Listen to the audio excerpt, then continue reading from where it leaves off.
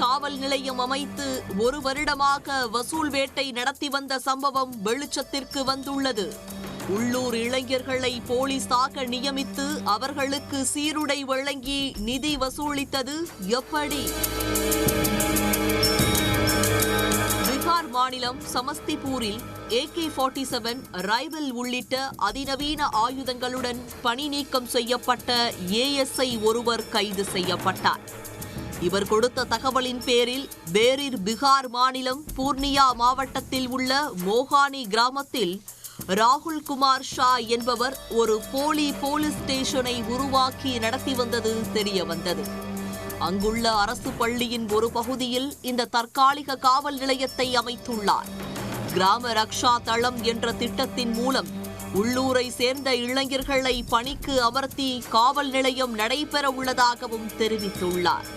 அந்த பகுதியை சேர்ந்த இளைஞர்களிடம் வேலை வாங்கித் தருவதாக கூறி அவர்களிடம் பணம் வாங்கி லட்சக்கணக்கில் மோசடி செய்துள்ள நிலையில் கான்ஸ்டபிள் உள்ளிட்ட பதவிகளை அவரே பணம் வாங்கிக் கொண்டு சட்டவிரோதமாக நியமித்துள்ளார். ஒவ்வொரு இளைஞரிடமும் 2000 ரூபாய் முதல் 5000 ரூபாய் வரை அவர் பணம் வசூலித்து போலியான போலீஸ் சீருடைகள் மற்றும் அடையாள அட்டை போன்றவைகளை கொடுத்துள்ளார். பணிக்கு சேர்ந்த இளைஞர்களை அந்த பகுதியில் ரோந்து பணி செல்லவும் சட்டவிரோதமாக மதுபான கடத்தலில் ஈடுபடுபவர்கள் மீது நடவடிக்கை எடுக்கவும் உத்தரவிட்டுள்ளார். சட்டவிரோத செயல்களில் ஈடுபடுபவர்களிடமிருந்தும் பணம் வசூலித்து அதில் ஒரு பங்கை தான் வைத்துக் கொண்டு மீதியை தனக்கு கீழ் பணிபுரிந்தவர்களுக்கு கொடுத்துள்ளார். கடத்தல்காரர்களிடமிருந்து பறிமுதல் செய்யும் மதுபானங்களை அவர்களிடம் லஞ்சம் வாங்கிவிட்டு மீண்டும் அவர்களிடமே திருப்பிக் கொடுத்துள்ளார்.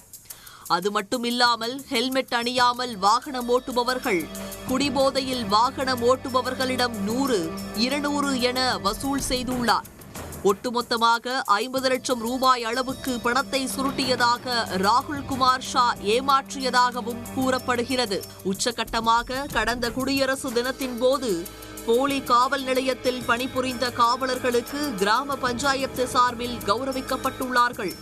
இந்த போட்டோ இணையத்தில் வேகமாக பரவி வருகிறது. கடந்த 1 வருட காலமாக இந்த மோசடி நடைபெற்று வந்துள்ளது.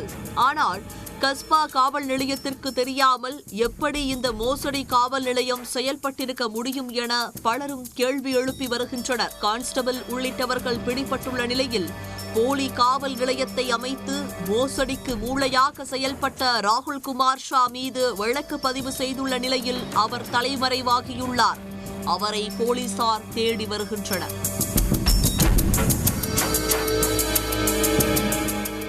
உடனுக்குடன் செய்திகளை தெரிந்து கொள்ள சன் நியூஸ் பெல் ஐகானை கிளிக் பண்ணுங்க.